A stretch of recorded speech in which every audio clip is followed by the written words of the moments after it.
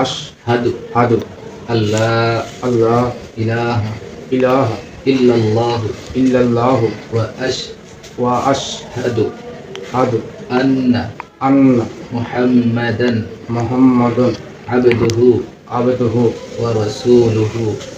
ওয়া রাসূলুহু।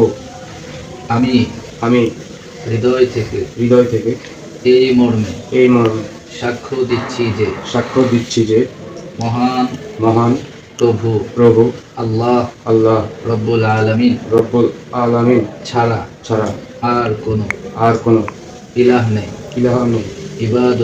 ইবাদতের উপযুক্ত আর কেউ নেই এবং হযরত মুহাম্মদ সাল্লাল্লাহু আলাইহি ওয়াসাল্লাম তার সর্বশেষ রাসূল এবং বান্দা।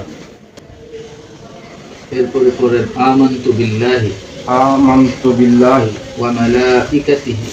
মালাইকাতিহি ওয়া কুতুবিহি ওয়া রুসুলিহি ওয়াল ইয়াউমিল আখিরি ওয়াল ইয়াউমিল আখিরি ওয়াল কাদরি খাইরিহি ওয়া শাররিহি মিনাল্লাহি তাআলা ওয়াল বা'থি বা'দাল মাউত। আমি ঈমান আনয়ন করেছি আল্লাহ রাব্বুল আলামিনের উপর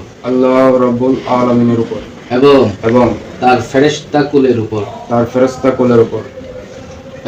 এবং তার সকল রাসূলদের উপর এবং তার সকল আসমানী কিতাবের উপর